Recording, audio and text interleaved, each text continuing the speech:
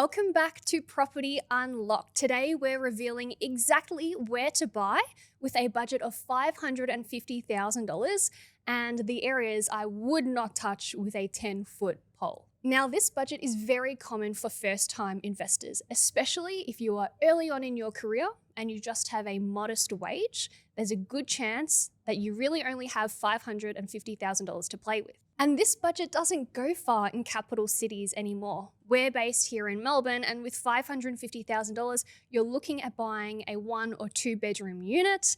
And we know from history that these assets are not good for investment. So I'm joined by Tiffany. She's here with me today. Welcome back to the pod. Thanks for having me here, Ella. Super happy to be back. Now, Tiffany, I remember your first investment, which was a little while ago. You didn't spend any more than $550 yourself, did you?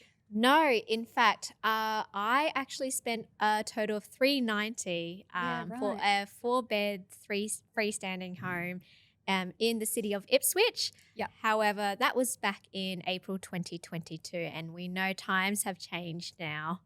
Yep. And based on the performance of that home, I've seen a lot of capital growth on that.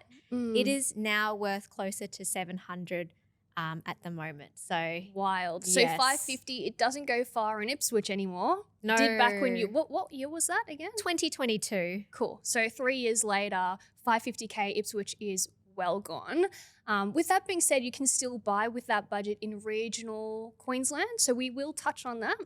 But let's begin in our hometown being Victoria. You're currently sourcing investment properties for clients with $550K in Bendigo. Can you tell me a bit about that? Yes. So currently what we're seeing on the ground is there are some off markets that we have access to for $550 or less. They are on sizable blocks of land. You can get one that's freestanding in decent condition as well. Yeah. I would say a lot of the homes that I have been seeing are more weatherboard homes, but you do come across the occasional brick homes as well, which we love. Yes. But at the moment, you can get a freestanding home for $550,000 or less in Bendigo. Perfect. So let's go into the stats for Bendigo itself. This is definitely one of the top regions that I'd be looking at for $550K. And here is why. Bendigo is definitely a standout region for that budget of $550,000.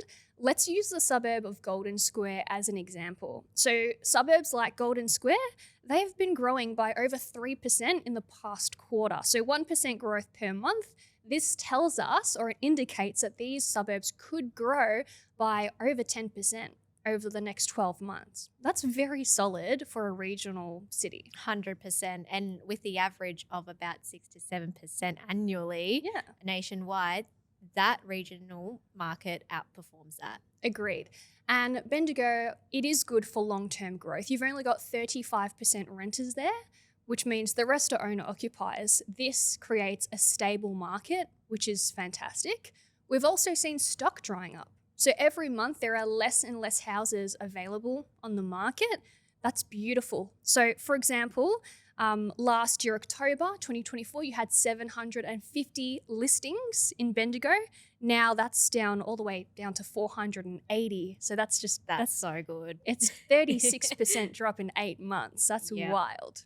So that definitely is indicating a supply shortage. Now we can also see the prices bottomed last year at $585. They're now sitting around $600,000. So it's not a cheap city. Like, it's not like every house is available for $550K or less. But when you are sourcing properties day in, day out, you definitely do find those gems. Exactly. And it is still doable to do it under $550 to get a freestanding home on a sizable block of land for that budget as well. Yep. It's just always trying to build your connections with your agents and seeing what's out there as well. Agreed. And if you can compromise on the quality of the house, you can always get a bigger block. One other thing that is really attractive to investors for regional Victoria and especially Bendigo is that rental yields are actually improving in Bendigo. Which is good for an investor as well to hold on to the property. Yeah, from 4% to 4.3% in 15 months. That's awesome. That's honestly better than, some of the regional Queensland options. Exactly. And I will say, though, there will be probably questions saying, why Bendigo? Like, isn't there a lot of land supply in that area? What would you say to those people? Yep, great question. So Bendigo is actually landlocked. There are one or two small new estates, like far north of Bendigo. The rest is surrounded by conservation land. So you actually can't redevelop that. And that is why I actually prefer Bendigo to Ballarat. Ballarat, you've got plenty of new estates, literally thousands of hectares of developable land in areas like Winter Valley. Bendigo, don't have that.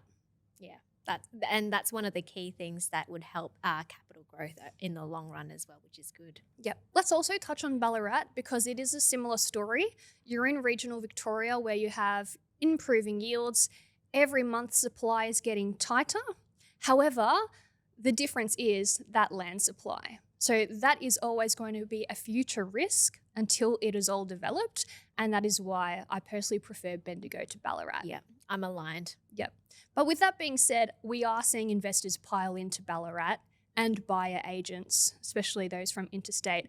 And the reason why I believe they're choosing Ballarat at this point is because you can still buy a house for under $500,000, more like $450,000. I just think if you can go up to $550,000, I would say you want to prioritize buying in a better location and and buy a more higher quality asset as well. Yeah. I completely agree. So if I had a budget of call it between 400 to 500, that's when I'd be looking at Ballarat. But 500 plus, Bendigo is the way to go. Correct. Yeah, Bendigo's the way to go. Now, I want to touch on regional Victoria, but where I would not buy. Can you guess where I'm going to say? Oh, you know what? I have been hearing buyers agents buying in Moe, Yes. Morwell. Yeah. Yeah. Why wouldn't you buy there, Ella? Correct. There are plenty of investors and buyer agents now entering those eastern regional towns like Moe, Morwell, Traralgon. And with a rising tide, all boats rise, right? So it's not the end of the world if you've bought there. Regional Victoria is doing well. However, they're not my top pick, okay?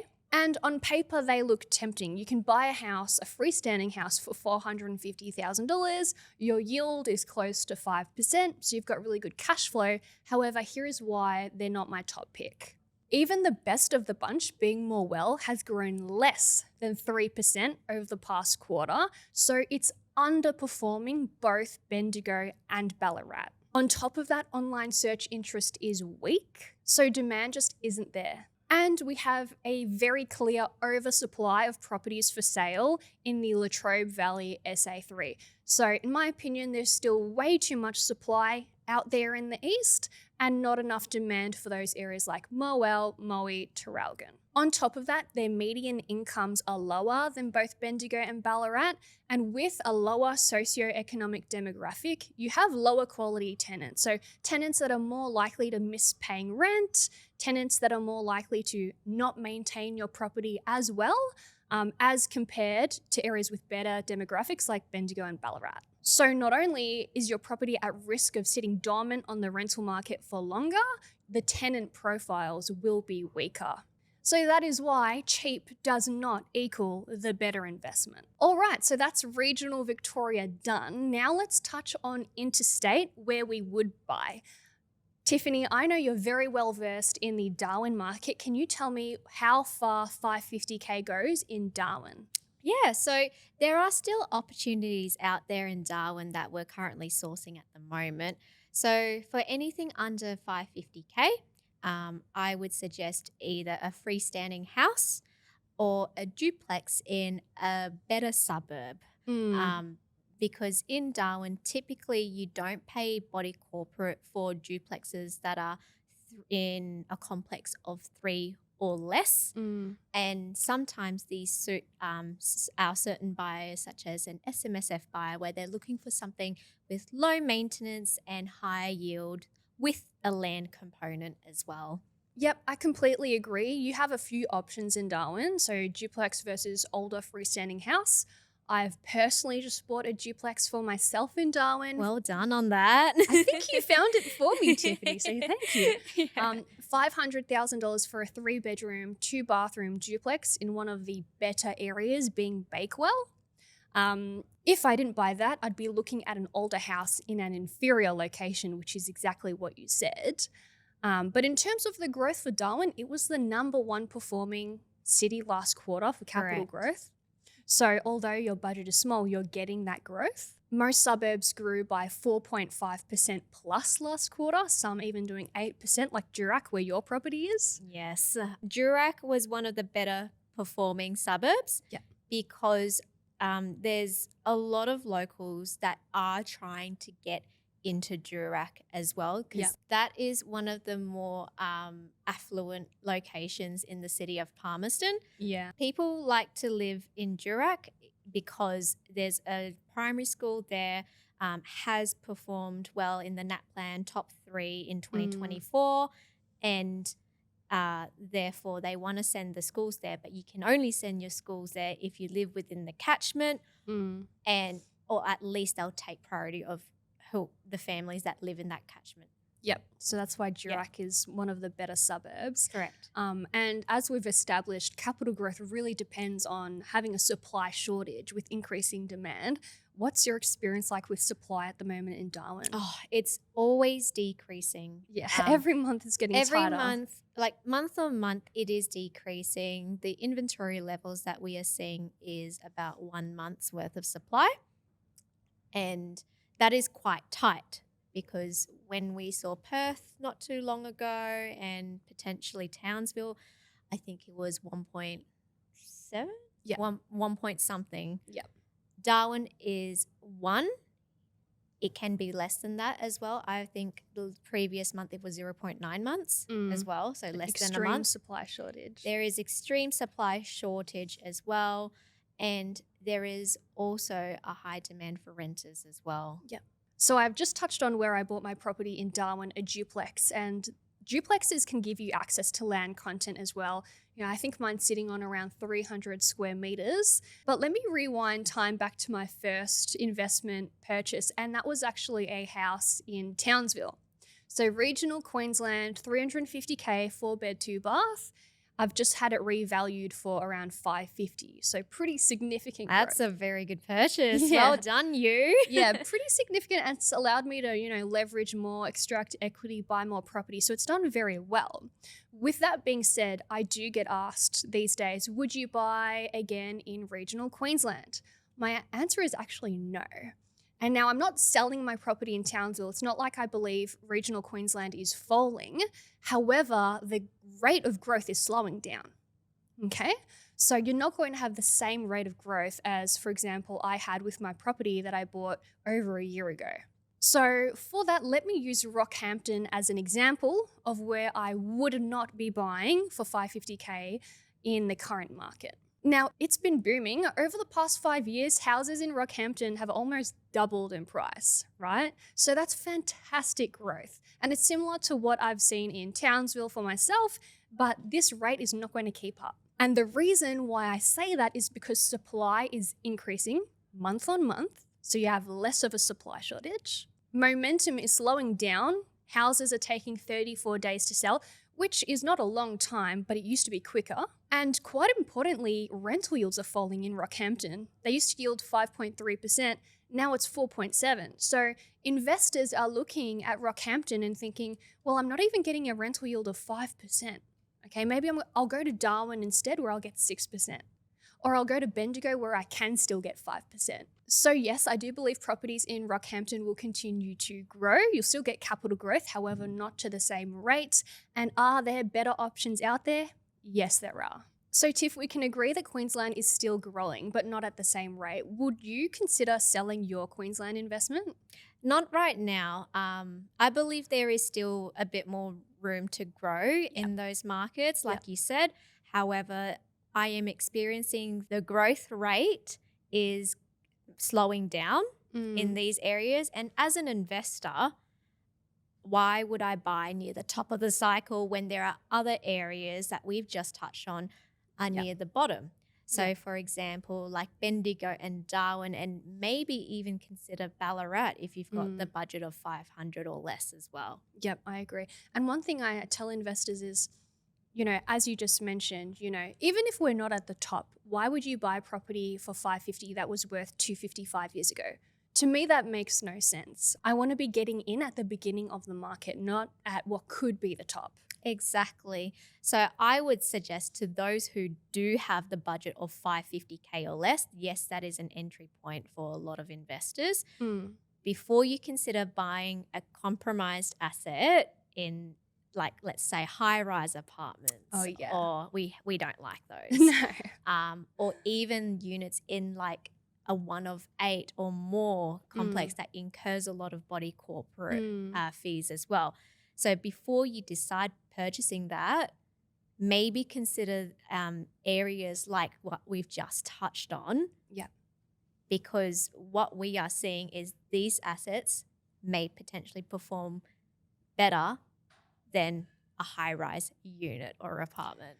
Agreed. So let's wrap this up with a very quick digestible summary.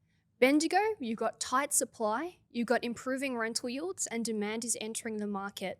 We've seen suburbs on track to do 10% this year. Bendigo clearly has begun its growth cycle. It's a buy.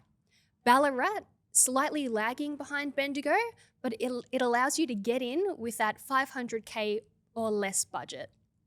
Okay?